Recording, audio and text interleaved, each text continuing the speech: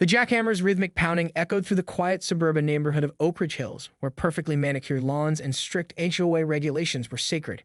Mike Donovan wiped sweat from his brow, squinting against the late July sun as he continued demolishing the concrete surrounding his in-ground pool. After 15 years, the aging pool had become more burden than blessing, a money pit requiring constant maintenance and repairs he could no longer justify. "What exactly do you think you're doing?" A shrill voice cut through the mechanical noise, causing Mike to release the jackhammer's trigger. The sudden silence felt almost deafening. Standing at the edge of his property, arms crossed and face contorted with indignation, was Nancy Whitfield, the self-appointed neighborhood watchdog whom locals had collectively nicknamed Karen behind her back. Her perfectly highlighted blonde bob didn't move an inch as she tilted her head, waiting for an explanation she clearly felt entitled to. "Good morning, Nancy," Mike said, forcing politeness into his voice. "Just removing the old pool. It's been leaking something terrible." Nancy's eyes narrowed. "You can't just destroy property in this neighborhood. We have standards, Mike, procedures, forms to file, committee approvals." Mike reached for a bottle of water, taking a long drink before responding. "I checked the HOA bylaws. Pool removal doesn't require pre-approval, just notification, which I submitted last month." He gestured toward the papers clearly visible on his porch table. "Got the city permits too." Nancy's face flushed. "Well, I never received notification, as HOA president." "Vice president," Mike corrected gently. The correction only seemed to fuel her indignation. "I would have remembered approving something this disruptive." She gestured wildly at the construction equipment Mike had rented. "This is unacceptable. The noise alone violates at least 2 bylaws." Mike checked his watch. "It's 10:30 a.m. on a Tuesday, Nancy. Construction noise is permitted between 8 a.m. and 6 p.m. on weekdays." Several neighbors had begun to gather at a distance, attempting discretion, but clearly interested in the developing confrontation. Mike noticed his next-door neighbor Tom recording with his phone from behind a rose bush, and elderly Mrs. Patterson watching unabashedly from her porch swing. "I'm calling Richard," Nancy declared, referring to the HOA president. "This won't stand." "Feel free," Mike replied, his patience waning. "And while you're at it, you might want to check Section 7.3 of the bylaws about approved hours for construction." Nancy's expression darkened. "You think you're so clever." "I've been watching you, Mike Donovan. Ever since Diane left. Let's leave my ex-wife out of this, shall we?" Mike's voice took on an edge that made a few onlookers shift uncomfortably. Without another word, Nancy pulled out her phone and made a theatrical show of taking photos of Mike's project. "The committee will hear about this. All of it." What Mike didn't know as he returned to his work was that Nancy wasn't calling Richard from the HOA. Instead, she was dialing a different number altogether, one that would set in motion a chain of events neither of them could have anticipated. Mike had just resumed work when the unmistakable sound of police sirens wailed in the distance. He paused, jackhammer idle in his hands, a sinking feeling in his stomach as he watched 2 patrol cars pull up to his curb, lights flashing. From the corner of his eye, he caught Nancy's self-satisfied smirk as she stood on the sidewalk, arms folded triumphantly across her chest. "You called the police?" Mike asked incredulously as 2 officers approached. "For a home renovation project?" Nancy lifted her chin. "I reported destruction of property and disturbing the peace. Someone has to maintain order around here." The taller officer, whose nameplate read Reynolds, scanned the scene with practiced eyes while his partner stood back, already looking slightly uncomfortable with the situation. "Good morning, sir. We received a complaint about illegal construction and possible property damage," Officer Reynolds stated, his tone professional but cautious. "Mind telling me what's going on here?" Mike set down his tools and wiped his dusty hands on his jeans. "I'm removing my swimming pool, officer. It's my property, I have all the permits, and I'm working within legal hours." He gestured toward the porch. "All my paperwork is right there if you'd like to see it." "He's destroying neighborhood property values." Nancy interjected before the officer could respond. "The HOA has specific guidelines about." Officer Reynolds held up a hand, silencing her. "Ma'am, I'll be to you in a moment." He turned back to Mike. "I'd like to see those permits, if you don't mind." As Mike retrieved his paperwork, he noticed the growing crowd of neighbors. Tom had abandoned any pretense of hiding and now stood openly recording. Mrs. Patterson had been joined by her husband on their porch, both nursing cups of coffee like they were settling in for a show. Even the typically reclusive Garcias from across the street had emerged to witness the spectacle. Officer Reynolds examined Mike's permits thoroughly while his partner, Officer Chen, spoke quietly with Nancy, whose animated gestures became increasingly agitated as the conversation progressed. "Everything appears to be in order," Officer Reynolds finally concluded, handing the papers back to Mike. "You got city approval, proper permits, and you're working within noise ordinance hours." Nancy pushed past Officer Chen. That's impossible. You can't just... Ma'am, Officer Reynolds interrupted firmly, the homeowners within his legal rights. There's no violation here. But the HOA is a civil matter, not a police matter. Officer Reynolds finished for her. If you have concerns about HOA violations, that needs to be handled through your association's process. The look of disbelief on Nancy's face was almost comical. So you're just going to let him continue? Yes, ma'am. That's exactly what's happening. Officer Chen approached her partner, murmuring something in his ear. Officer Reynolds nodded and turned back to Mike. Sir, did you know this is the third call Ms. Whitfield has made to emergency services this month for non-emergency situations? Mike raised his eyebrows. I had no idea. Nancy's face flushed crimson. Those were legitimate concerns. The Henderson boys' basketball hoop was 6 inches over regulation height, and the Paddles' garbage cans were visible from the street. Officer Reynolds' expression remained neutral, but his voice took on an edge. Ms. Whitfield, misuse of emergency services is a serious offense. We've warned you before about this. I pay your salary. Nancy sputtered, her voice rising to a pitch that made several onlookers wince. Someone has to uphold standards in this community.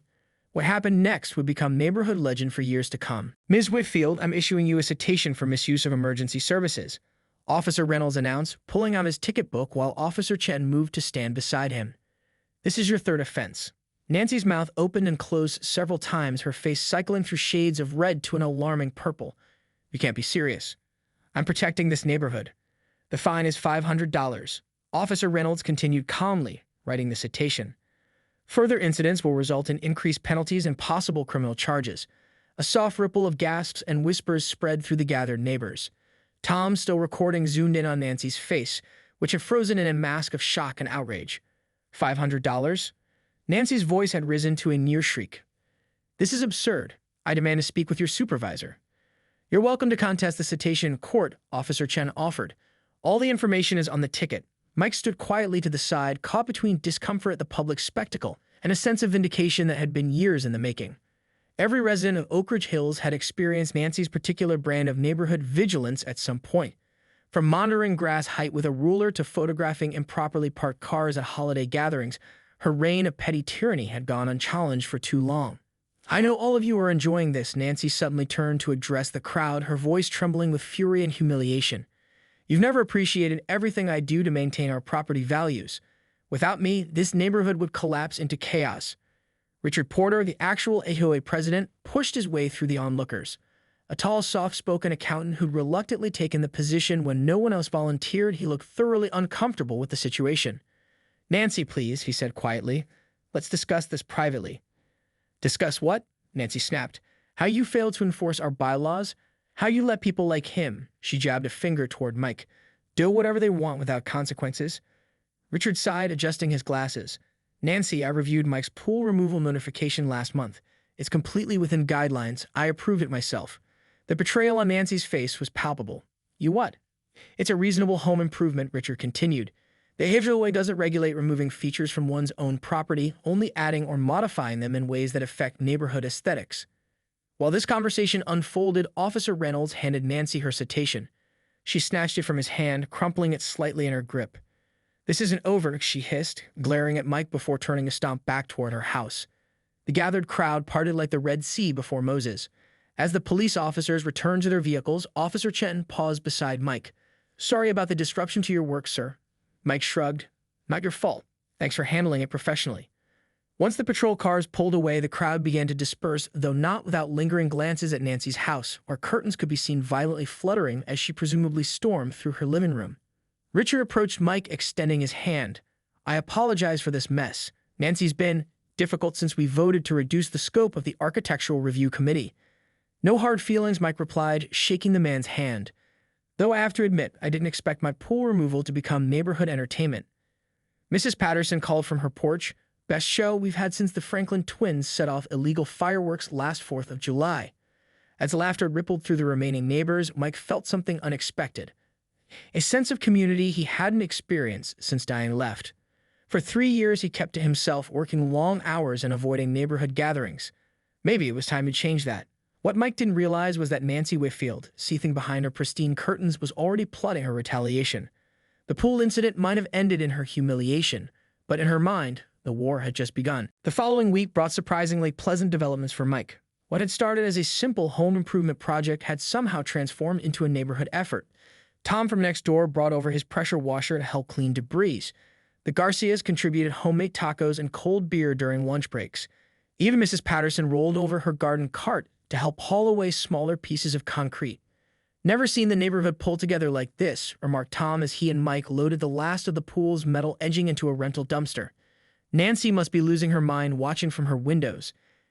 Indeed, Nancy's Tudor-style house had remained conspicuously quiet, curtains drawn, no sign of its owner apart from her car coming and going at regular intervals. The neighborhood's temporary reprieve from her surveillance had created a palpable sense of relief. By Thursday afternoon, the pool was completely removed, the hole filled with clean soil and the area roughly graded. Mike stood with his impromptu crew of neighbors, surveying their work with satisfaction. "Planning to put in some landscaping?" asked Richard, who had stopped by to check on the progress. Mike nodded, thinking about a fire pit and some native plants. "Maybe a small vegetable garden on the south side." "I've got some extra paving stones you could use for a patio area," offered Mrs. Patterson. "Harold used to collect them. They're just gathering dust in our shed." The camaraderie felt foreign to Mike after years of isolation, but not unwelcome. He'd forgotten what it was like to be part of something larger than himself. As the neighbors departed with promises to return for a barbecue once the yard was finished, Mike noticed an unfamiliar SUV parked across from Nancy's house. A man in a suit was taking photographs of her property, making notes on a clipboard. Later that evening, as Mike grilled a steak on his back porch, the doorbell rang. Opening the front door, he found Nancy standing there, her usual immaculate appearance slightly disheveled, her smile tight and artificial. "Mike, neighbor." Her voice was pitched unnaturally high. "I wanted to stop by and apologize for our little misunderstanding the other day." Mike leaned against the doorframe, mentally calculating how long his steak had been on the grill. "No problem, Nancy. We'd all have bad days." Nancy's smile didn't reach her eyes. "Absolutely. And I've been thinking, your pool removal has really opened my eyes to the possibilities of property improvement." Something in her tone raised Mike's suspicions. "That's good to hear." In fact, Nancy continued, her voice dropping to a conspiratorial whisper, "I decided to make some improvements of my own, starting with removing those hideous oak trees along our shared property line." Mike straightened. The ancient oaks that separated their properties were at least 100 years old, providing shade and privacy to both yards. "Those trees are protected by the city ordinance, Nancy. They're heritage oaks." Her smile widened, revealing too many teeth. "Oh, I'm aware. But I've applied for a special removal permit. They're diseased, you see." She tapped her temple. "I had an arborist friend take a look. Very concerning." "There's nothing wrong with those trees," Mike said flatly. "Well, that's a matter of professional opinion, isn't it?" Nancy's facade of friendliness slipped slightly. "Just thought I'd give you a heads up. Neighbor to neighbor." As she turned to leave, she added over her shoulder, "Oh, and you might want to check your property survey. I believe your new landscaping plans might encroach on the easement. Wouldn't want you to waste all that effort." Mike watched her walk away, the satisfaction of the day's accomplishments soaring in his stomach. The neighborhood battle he thought he'd won was clearly just beginning. What he didn't know was that Nancy's plan was already backfiring spectacularly, set in motion by forces beyond her control or awareness. The mysterious man in the SUV wasn't the only one who had been watching Nancy's house that day, and the paper trail she'd been creating with her vendetta was about to become her undoing. The Saturday following Nancy's ominous visit dawned bright and clear. Mike had spent the previous evening researching heritage tree ordinances and property easements, preparing for what he assumed would be a protracted battle with his determined neighbor. He was nursing his second cup of coffee on the newly cleared backyard space when a convoy of vehicles pulled up in front of Nancy's house.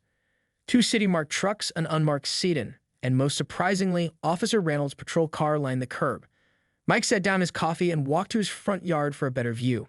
Nancy emerged from her house in a silk bathrobe, clutching it tightly around herself as she confronted the small crowd assembling on her immaculate lawn. From his vantage point, Mike couldn't hear the exchange, but Nancy's increasingly animated gestures told their own story. Tom materialized beside Mike, smartphone already recording. "You'll never believe what's happening," he said, barely containing his excitement. "That guy in the suit yesterday? He was from the city's environmental compliance office." "Environmental compliance?" Mike repeated. Apparently, someone reported seeing Nancy dumping pool chemicals down the storm drain last spring. They've been investigating for months. Mike remembered the incident. Nancy had drained and refilled her pool during a water restriction period, flouting the conservation rules that everyone else had been carefully following during the drought. Richard approached them looking both troubled and relieved. "It's not just the chemicals," he added. The city's been building a case. She's been falsifying reports about neighbors, filing fraudulent complaints, and misusing emergency services for years. As they watched, a woman in a business suit handed Nancy a thick envelope. Nancy tore it open, her face contorting as she scanned the contents. The city's fining her $25,000 for environmental violations, Richard explained. And they're placing a lion on her property until it's paid. Officer Reynolds was now speaking to Nancy, who had transitioned from outraged to tearful in a matter of moments. The police are adding charges for filing false reports, Tom continued, zooming in with his phone. Turns out they've been building a case since before your pool incident. You're just the final straw. Mike felt a complex mix of emotions, vindication certainly, but also a strange sort of pity. Nancy had created her own downfall through years of relentless antagonism toward the very community she claimed to protect. The neighborhood gradually emerged to witness Nancy's reckoning. The Garcias brought out chairs. Mrs. Patterson distributed fresh-baked cookies. What could have been a moment of malicious celebration instead transformed into something more nuanced.